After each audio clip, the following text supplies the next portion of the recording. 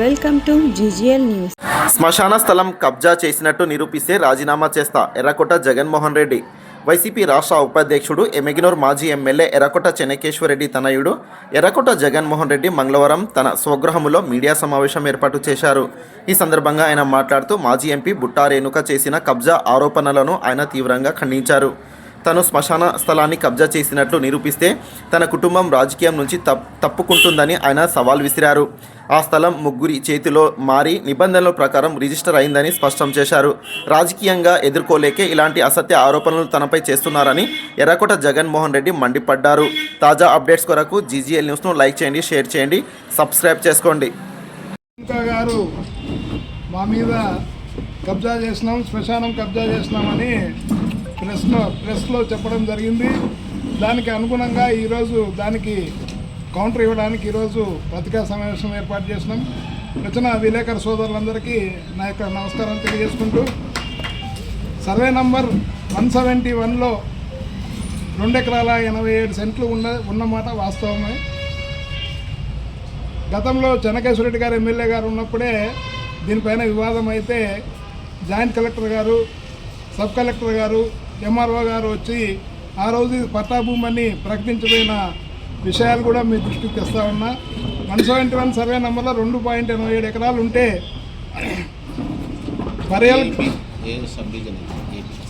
ఇది 171 AB sub division అయిన తర్వాత మాది 171 సర్వే నెంబర్లో మేము పటాపొలం అని మా దగ్గర ఉన్న డాక్యుమెంటరీ ఎవిడెన్స్ ప్రకారం మీకు ఫైల్ ఇస్తాము, మీరు అవన్నీ చూడాలని మిమ్మల్ని మనవి చేస్తూ ఉన్నా.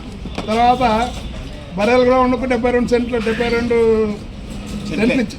సెంట్లు ఇవ్వడం జరిగింది. సబ్స్టేషన్కు 33.11 kV సబ్స్టేషన్కు 32 సెంట్లు ఇవ్వడం జరిగింది. టెంపుల్ బిల్డింగ్కు 72, సీతారామ టెంపుల్కి 72 సెంట్లు. మైనార్టీ కాలనీ పైన రోడ్డు కూడా 40 సెంట్లు దీంట్లో భాగంగా ఉన్నాయి. మేముండేది 171 ఏలో ఉన్నాం. మాకు నరసన్న వెంకటేష్ అని వాళ్ళు అమ్మడం జరిగింది. దాంట్లో సుధాకర్ రెడ్డి వాళ్ళు కూడా అమ్మడం జరిగింది. గంగమ్మ పేరు మీద యాక్చువల్గా ఇది మల్లారోళ్ళది. గంగమ్మ నుంచి తూరిగల్ వాళ్ళు కొన్నారు.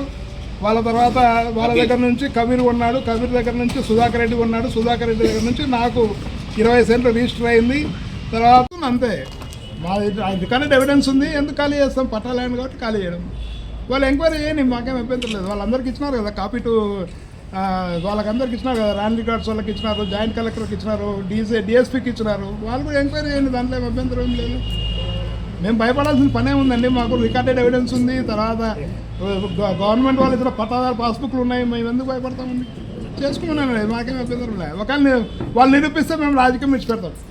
వాళ్ళు నిరూపించమనండి, నేను రాజకీయం వదిలేస్తాం. ఇది మీరు కబ్జా చేశారని చెప్పి నిరూపిస్తే రాజకీయం తప్పుకుంటాం డెఫినెట్గా.